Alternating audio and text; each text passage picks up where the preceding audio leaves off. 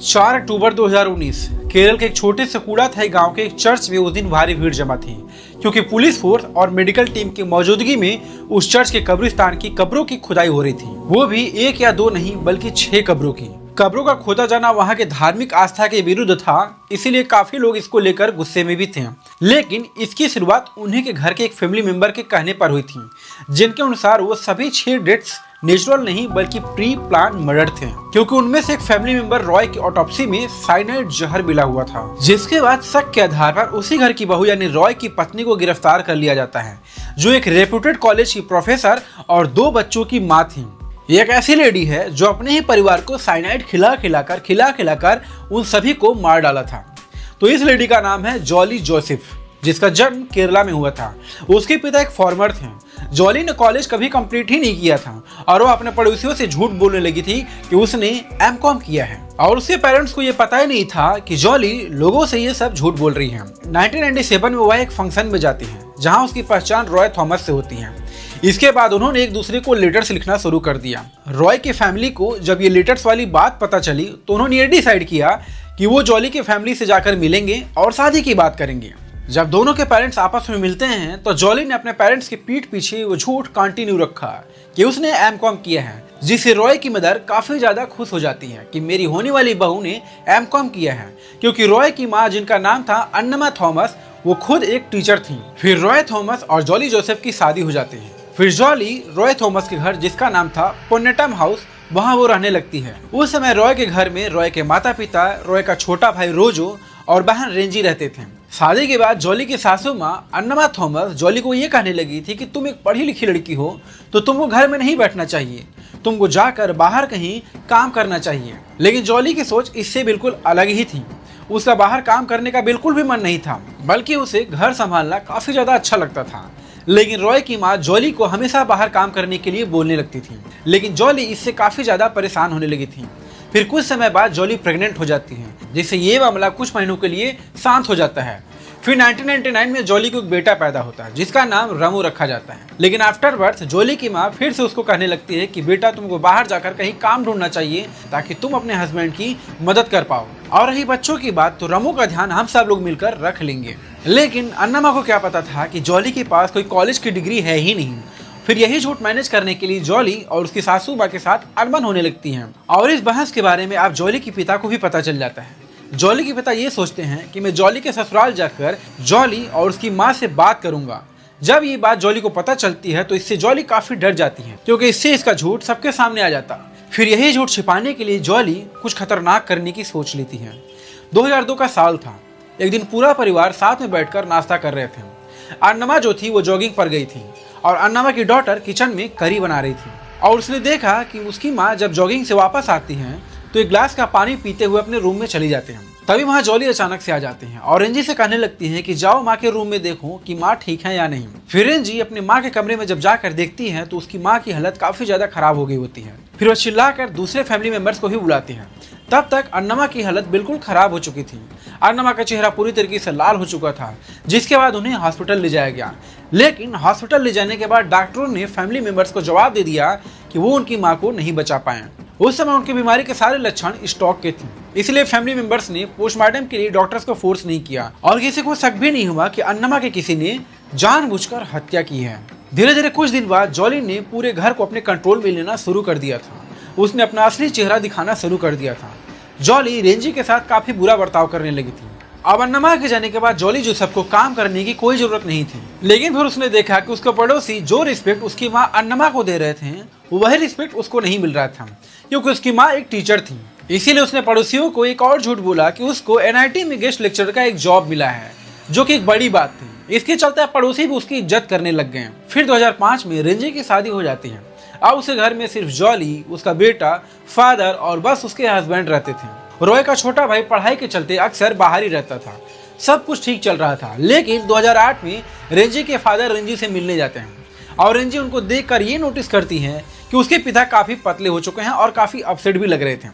कई बार रेंजी के पूछने के बाद उनके पिता ने रेंजी को बताया कि MS मैथ्यू नाम का एक आदमी है। जब जॉली का हस्बैंड घर से बाहर रहता है तब हमेशा वह मेरे घर आता है और जॉली के साथ काफी समय बिताता है, जो मुझे पसंद नहीं है।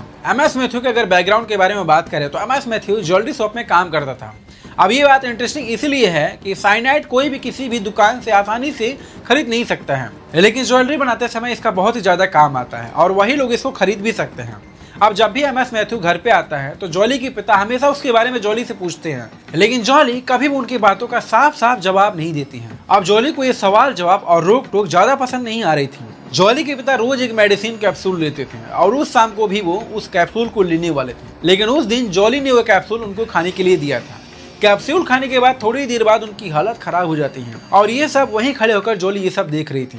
फिर थोड़ी देर बाद वो अपने पड़ोसियों के पास जाकर कहती है कि उनके पिता की तबीयत काफी ज्यादा खराब हो गई है। उसके बाद उनके पड़ोसी उनको हॉस्पिटल लेकर जाते हैं। जब जॉली के पिता का पोस्टमार्टम करने के लिए डॉक्टर्स तैयार हो जाते हैं तो जॉली मना कर देती है और बताती है कि ये एक नॉर्मल हार्ट अटैक था और इसी वजह से डॉक्टर्स ने भी कुछ नहीं बोला।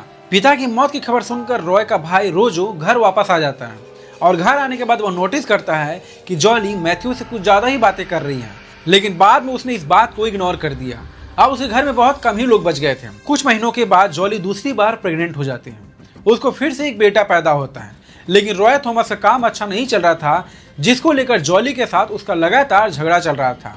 जिसके बाद जॉली रॉय से डाइवोर्स लेने का मन बना लेती है। साल 2011 आता है। रोजो एंड रेंजी अपने घर वापस आते हैं। एक दिन वो अपने फादर के रूम में बैठकर बातें कर रहे थे। उसी समय रॉय थॉमस उनके पास जाते हैं और एक प्रॉपर्टी की फोटोकॉपी दिखाते हैं, जिसमें ये लिखा होता है कि उनके फादर का घर और बाकी सारी प्रॉपर्टी जॉली और उसके बेटे के नाम करने वाले हैं। रेंजी को ये देखकर काफी डाउट होता है, क्योंकि ये एक नॉर्मल पेपर था जिस पर सिग्नेचर किया हुआ था और ना ही इस पर कोई स्टैंप लगा हुआ है और ना ही इस पर कोई विटनेस का सिग्नेचर था। फिर रेंजी ने इस पेपर को अपने भाई रोजो को संभाल कर रखने के लिए बोलती हैं, ताकि बाद में एविडेंस के तौर पर ये काम आ सके। कुछ समय बाद रेंजी वापस अपने घर चली जाती है और रोजो अपने काम से बाहर चला जाता है। लेकिन अब रॉय थॉमस भी जॉली के अफेयर्स के बारे में सब कुछ जान जाता है, इसीलिए जॉली 30 नवंबर 2011 को अपने बच्चों को जल्दी खाना खिलाकर सुला देती है। बाद में वो राइस और चिप्सी करी बनाती है, जो रॉय थॉमस को बहुत ही ज्यादा पसंद थी। रॉय थॉमस जब काम से वापस आया तो उसने वही राइस और चिप्सी करी खाया। खाने के बाद वह बाथरूम जाता है। उसकी तबीयत अचानक खराब हो जाती है और वह बेहोश होकर बाथरूम में ही गिर जाता है। बाथरूम अंदर से बंद होने की वजह से जॉली बाथरूम का दरवाजा नहीं खोल पाती है। फिर से वह पड़ोसियों को बुलाती है कि रॉय बाथरूम में गिर गए हैं और दरवाजा नहीं खोल रहे हैं। फिर पड़ोसी ने जल्दी से आकर बाथरूम का दरवाजा खोला तो देखा गया कि रॉय के मुंह से झाग निकल रहे थे, जिसके बाद उनको हॉस्पिटल ले जाया गया। डॉक्टर्स ने देखने के बाद कहा कि इनकी हालत काफी ज्यादा खराब हो चुकी है, इनको बचा पाना काफी ज्यादा मुश्किल है और फिर थोड़ी देर बाद ही उनकी मौत हो जाती है। ये खबर सुनकर रॉय जोसेफ के अंकल, जिसका नाम भी मैथ्यू ही था, वो रेंजी और साथ में रोजो भी हॉस्पिटल पहुंच जाते हैं। ये बात उनके अंकल को बहुत ही ज्यादा अजीब लग रही थी कि अचानक रॉय की डेथ कैसे हो सकती है। अब अंकल ने बोला कि रॉय का पोस्टमार्टम होना ही चाहिए, लेकिन फिर से दोबारा जॉली इसके लिए मना कर देती है। बाद में उनके अंकल की जिद की वजह से रॉय का पोस्टमार्टम किया गया। पोस्टमार्टम करने के बाद पता चला कि रॉय के मरने का कारण साइनाइड जहर है। पोस्टमार्टम की रिपोर्ट आने से पहले ही रेंजी और रोजो ने जॉली से बात कर लिया था। उस बातचीत में उन्होंने जॉली से पूछा था कि क्या उन्होंने कुछ खाया था, लेकिन जॉली ने उनसे झूठ बोला कि उन्होंने दोपहर को ही खाया था। इसके बाद उन्होंने कुछ खाया ही नहीं और ना ही रात का डिनर किया था। अब ये जो बातचीत थी आगे यही जाकर इस केस को सॉल्व करने वाली थी। पोस्टमार्टम रिपोर्ट आने के बाद जॉली ने बातें बनाना शुरू कर दिया कि उन्होंने सुसाइड किया है क्योंकि उन्होंने बहुत ही ज्यादा कर्जा ले लिया था। रॉय थॉमस के जाने के बाद जॉली जोसेफ ने पोनेमट्टम हाउस को अपने नाम करना चाहा, लेकिन रोजो एंड रेंजी को इसके बारे में पता चल गया कि जो डॉक्यूमेंट पहले उनको दिया गया था उसमें किसी भी विटनेस का साइन नहीं था और ना ही स्टैंप लगा हुआ था। लेकिन अभी जॉली ने ये सब न्यू डॉक्यूमेंट में आखिर कैसे कर लिया। फिर उन्होंने ये ट्रांसफर रोक दिया। अब वो लोग जॉली पर केस करने वाले थे, लेकिन अपने बड़े भाई के 2 बच्चों के बारे में वो सोचकर चुप रह गए। रॉय थॉमस के जाने के बाद उनके अंकल मैथ्यू कभी कभी उनके घर का हाल चाल पूछने के लिए जाते आते रहते थे। कभी कभार वो वहां पर बैठकर चाय भी पी लेते थे। लेकिन अब उनको भी जॉली के अफेयर के बारे में ये सब पता चल गया था। उन्होंने रेंजी को कॉल करके जॉली के अफेयर के बारे में सब कुछ बता दिया और उन्होंने जॉली को भी एडवाइस दी थी, लेकिन जॉली को उनकी एडवाइस काफी ज्यादा पसंद नहीं आती है। फिर जॉली को भी ये डाउट हो गया था कि उसके अंकल उस पर नजर रख रहे हैं। फिर 2014 में रेंजी के पास कॉल आता है कि अंकल मैथ्यू अब नहीं रहे। इस बार रेंजी कहती है कि आज ही उनसे बात हुई, तो जॉली कहती है कि सडनली उनकी तबीयत खराब हो जाती है और वही उनको हॉस्पिटल लेकर गई, जिससे बाद में उनकी मौत हो गई। अब लोगों के मन में यह सवाल उठने लगा था कि 4 लोगों के मरने के बाद कोई भी पुलिस केस क्यों नहीं किया गया। तो वो इसलिए नहीं किया गया कि ये सारी मौतें काफी सालों के गैपिंग में हुई थी। उसी एरिया में एक फैमिली रहती थी, साजो और सिली की फैमिली, जिनकी 2 बेटियां थीं। जॉली हमेशा दूसरों को ये बोलती थी कि सिली कितनी लकी है कि उसकी शादी साजू जैसे लड़के से हुई है, क्योंकि साजू के पास अच्छा खासा पैसा था। अब जैसे ही जॉली की नज़र इस फैमिली पर पड़ी, सेम चीजें इस फैमिली के साथ भी होने लगी। एक दिन साजू के घर में कोई फंक्शन था, पड़ोसी के सभी लोगों को इनवाइट किया गया था, जॉली को भी बुलाया गया था। लंच का टाइम था। साजू की जो छोटी बेटी अल्फाइन थी, वो भी अपने आंटी के हाथ से खाना खा रही थी। तभी अल्फाइन जोर जोर से रोने लगती है, उसकी पूरी बॉडी जंप करने लगती है, जिसके बाद उसको हॉस्पिटल ले जाया जाता है। लेकिन हॉस्पिटल पहुंचने के बाद उसकी मौत हो जाती है। अब सिली अपनी बेटी की मौत के बाद काफी ज्यादा उदास रहने लगी थी, जिसका फायदा उठाकर जॉली सिली से दोस्ती कर लेती है और उसे घर आने जाने लगती है। अब सिली हमेशा उदास रहती थी, तो जॉली ने उसको बोला कि मेरे फादर एक मेडिसिन लेते थे जो हेल्थ के लिए काफी ज्यादा अच्छा होता है, और उसको लेने के बाद तुम्हें काफी ज्यादा अच्छा लगेगा और तुम्हें भी वो दवा लेना चाहिए। सिली को जॉली पर काफी ज्यादा भरोसा था, इसीलिए उसने हाँ कर दिया। फिर यह दोस्ती 2016 तक चली। एक दिन सिली एक डेंटल हॉस्पिटल में गई थी और जॉली भी उसके साथ थी। सिली डॉक्टर का वेट कर रही थी, तभी जॉली ने वो कैप्सूल निकाल कर सिली को दिया। कैप्सूल खाने के बाद सिली की बॉडी जोर जोर से हिलने लगती है और उसको सांस लेने में प्रॉब्लम होती है। थोड़ी देर बाद सिली की जान चली गई। अब सिली के जाने के बाद 2017 में साजू और जॉली ने शादी कर ली। अब ये बात जब रेंजी को पता चली, तो रेंजी को काफी ज्यादा डाउट हो जाता है और रेंजी ने एविडेंस इकट्ठा करने शुरू कर दिया, क्योंकि रेंजी ये जानती थी कि जॉली ये बात हमेशा बोलती रहती थी कि साजू एक पैसे वाला और एक अच्छा हस्बैंड है, इसीलिए उसने ये सब जानबूझकर किया है ताकि साजू से उसकी शादी हो जाए।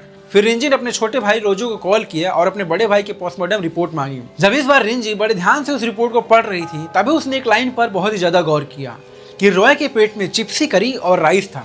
फिर उसे याद आया कि जॉली ने बोला था कि रॉय ने रात का खाना खाया ही नहीं था। रेंजी को यह डाउट हुआ कि जब दोपहर को उसने खाया था और रात को खाया ही नहीं, तो रात तक उसके पेट में खाना रहना ही नहीं चाहिए था।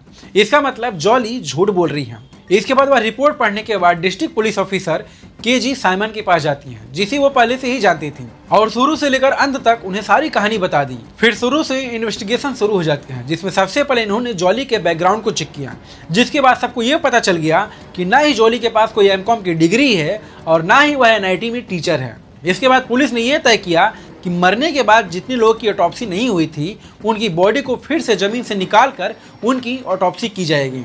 लेकिन ये कंफर्म नहीं था कि 14 साल पहले जिस बॉडी को दफनाया गया है, क्या उनकी बॉडी में साइनाइड के सबूत मिलेंगे या नहीं। सिली को मरे हुए ज़्यादा दिन नहीं हुए थे, इसीलिए उसकी बॉडी से साइनाइड मिल जाता है, लेकिन बाकी 4 बॉडीज से उनको कोई भी क्लू नहीं मिलता है। इस केस में ये भी पता चल जाता है कि जो पहला मर्डर अन्नमा का हुआ था, उसमें साइनाइड नहीं बल्कि डॉग पॉइजन मिलाया गया था। एमएस मैथ्यू को भी गिरफ्तार कर लिया जाता है और उसने अपने स्टेटमेंट में पुलिस को यह बताया कि जॉली ने उससे बोला था कि उसे चूहे मारना है, इसीलिए उसने मुझसे साइनाइड मांगा था। इस केस में सबसे बड़ा सबूत खुद जॉली का बड़ा बेटा रेमो है। उसने रेंजी को कॉल लगाकर ये बता दिया था कि मेरी ही माँ ने सबको मारा था, क्योंकि एक दिन रात में रेमो और उसकी माँ के साथ काफी ज्यादा बातें हुई थी, जिसमें रेमो को सब कुछ पता चल गया था। फिर 2019 में जॉली जोसेफ को गिरफ्तार कर लिया जाता है और उनके घर से एक बोतल भी मिली, जिसमें पुलिस ने ये सस्पेक्ट किया कि हो सकता है उसमें साइनाइड हो। और अभी भी जॉली पुलिस के कस्टडी में है। हालांकि उसने बेल के लिए अप्लाई भी किया था, जिसे 30 जनवरी 2024 को हाई कोर्ट ने उसकी बेल एप्लीकेशन को डिसमिस कर दिया। तो ये कहानी थी जॉली जोसेफ की। अगर आपको यह वीडियो अच्छी लगी हो तो प्लीज वीडियो को लाइक और चैनल को सब्सक्राइब जरूर करिएगा।